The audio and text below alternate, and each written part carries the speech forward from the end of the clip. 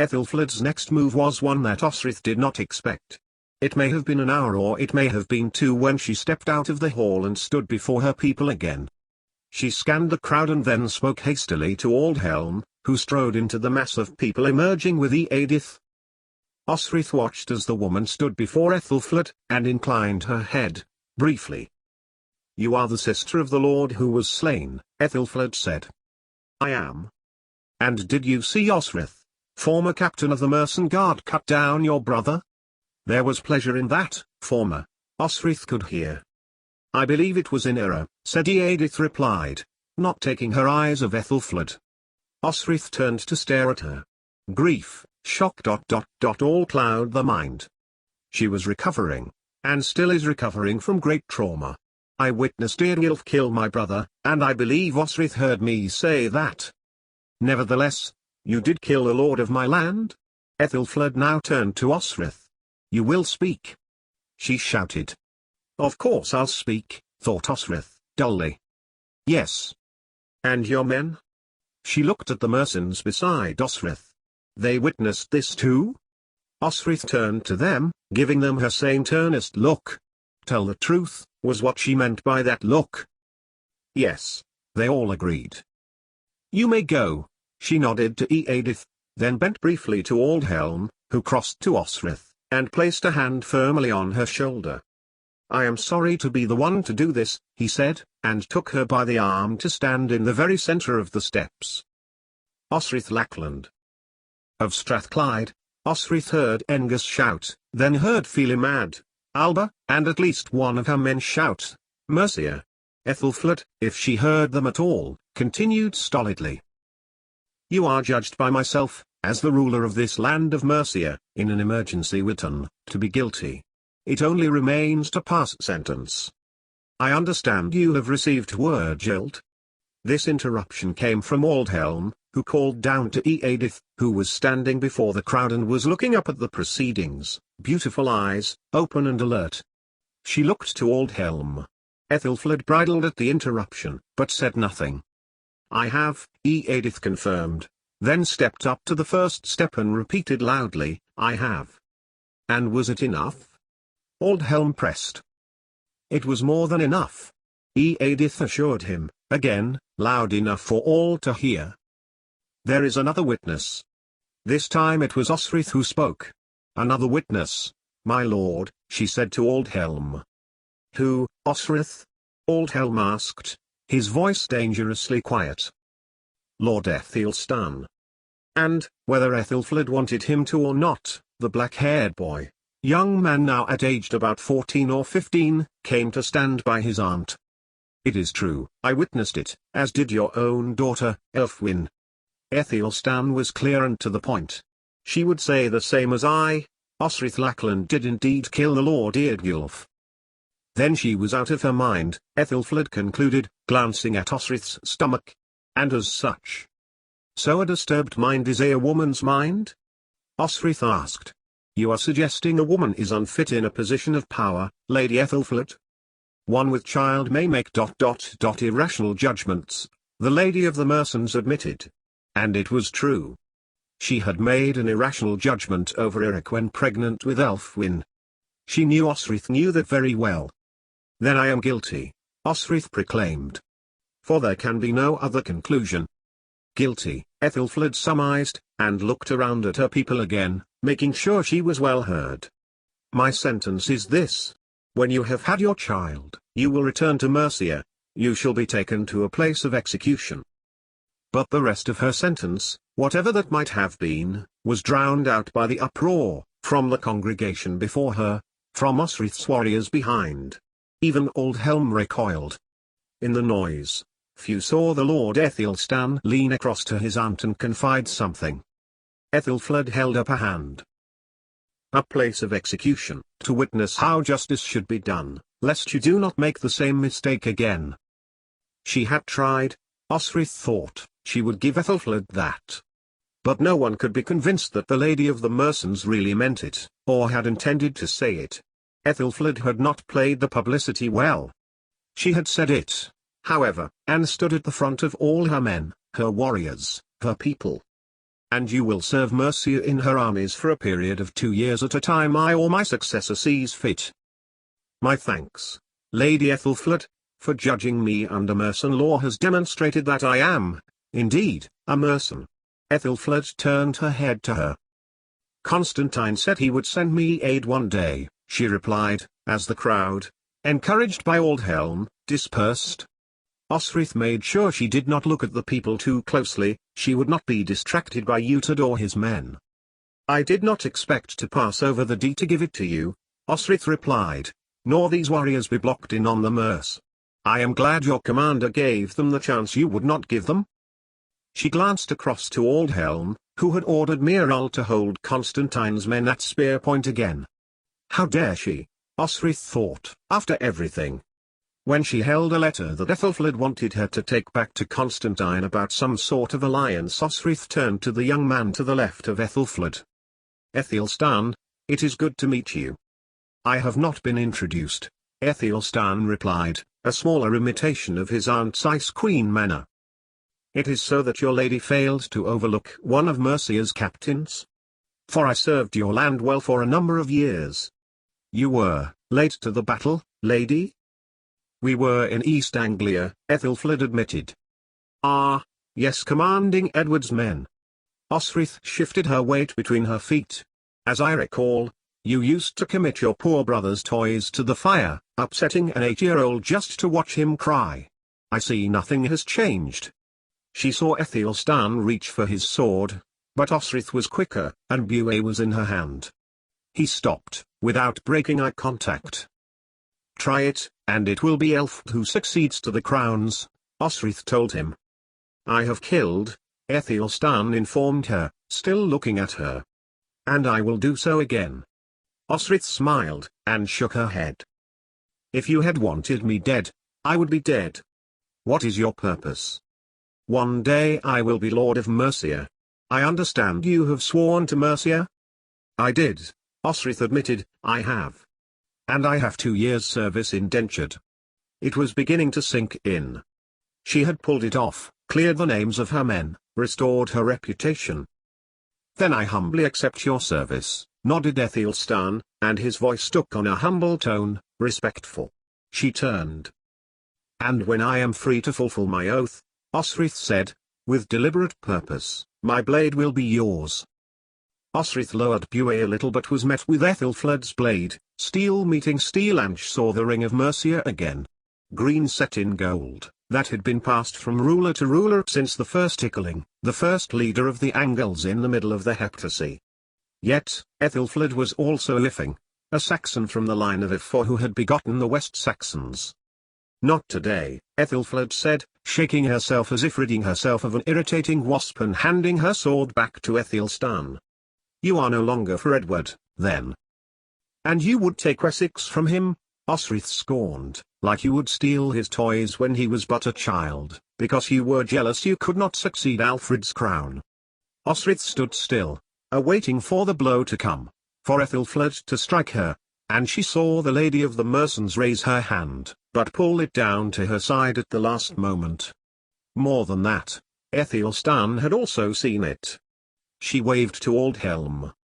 Imprison these men, she told him, and although they didn't understand, Phelim, Angus and Eswe got the idea. But Osrith stood in front of Aldhelm. If you take his men, you are fighting Constantine, Osrith told her.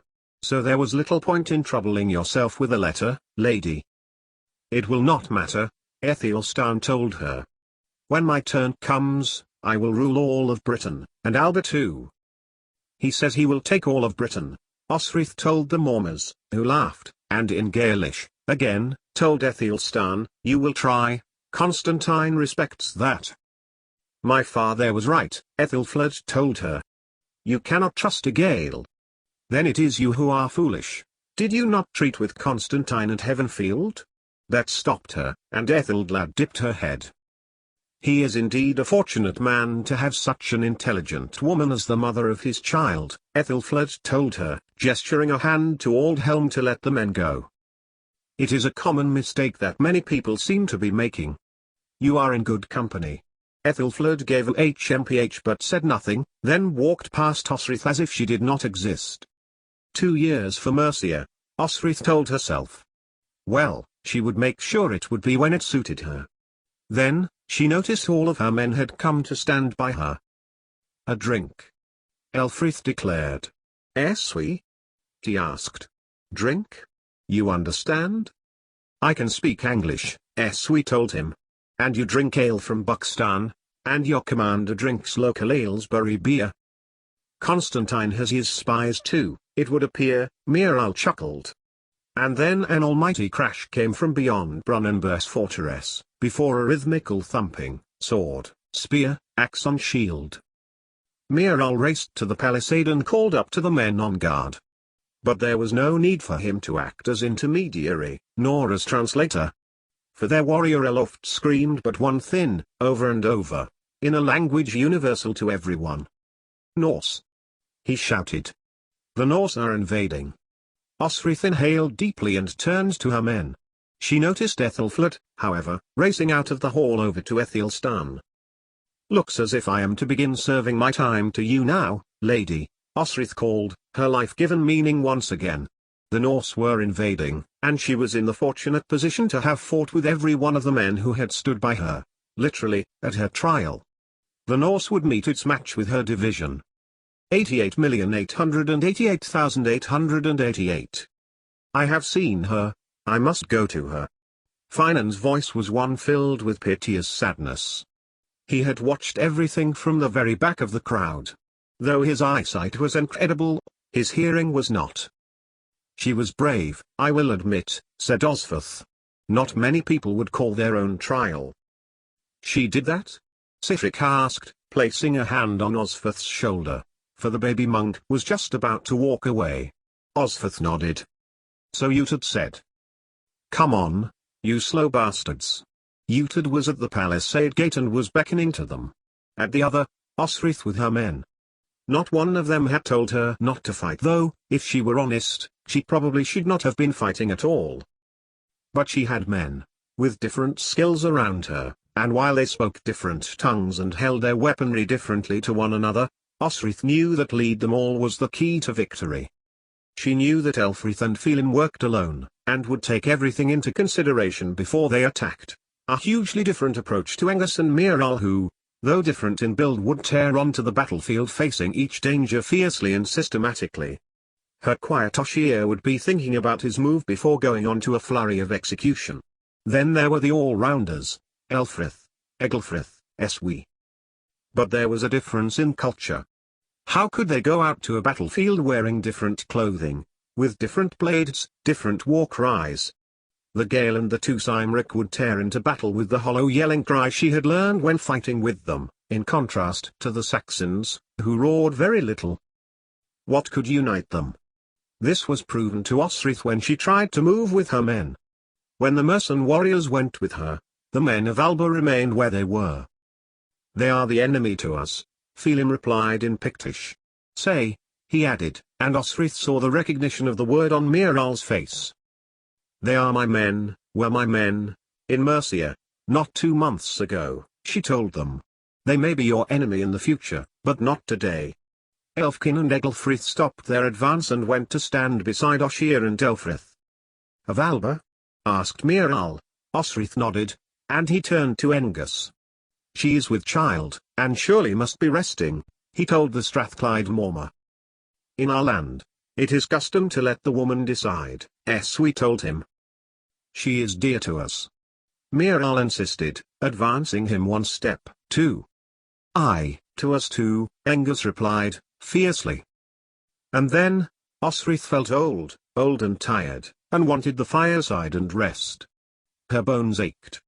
She felt insulated by the care these men, who she had spent time building bonds with, showing respect to and having the privilege to manage, were showing her, and knew she could only go to safety if she found something to unite them. Listen. Osrith did not mean to shout as loud as she had. When she had looked at all men, who were giving her their attention, she said again at a more suitable volume. My brother once told me, although he did not know it was me, Osrith said. About a whore who was a bishop's wife. I stole a good deal of his money from him when he was busy admiring her. You don't mean ... Gomer? Bishop Leofstan's wife? Aldhelm asked her, shocked. She was called Mess when I first met her, Miral told him. Funny, how they are in Cester now, he added. Not too far from Brunanburg. I do mean her, Osrith clarified, and she saw Elfkin and Oshir shuffle their feet.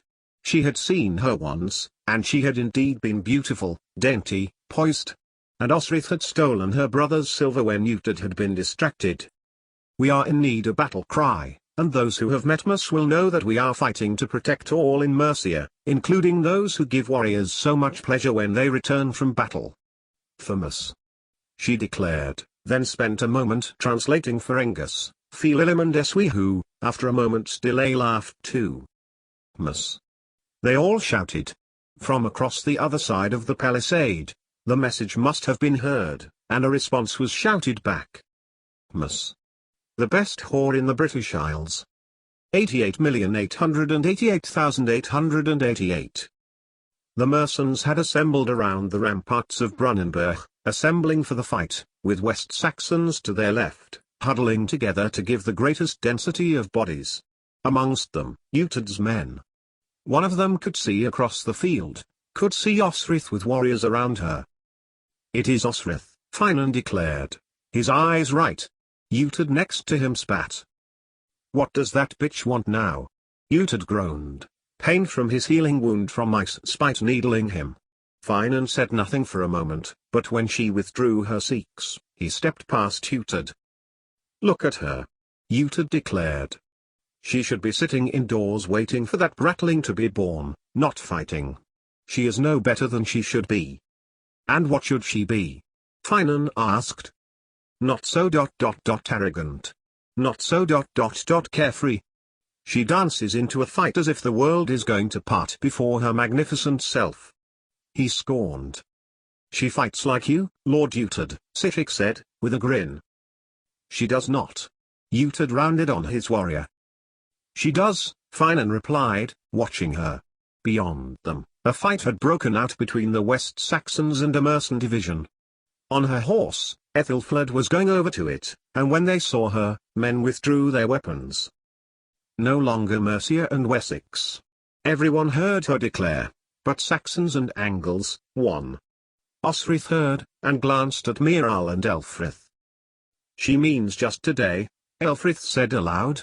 We are not a union of kingdoms, we are separate nations, and will remain so. Sihtric moved across to Finan when the battle lines moved. They were nearer the front, where the bravest men stood. What would you tell her?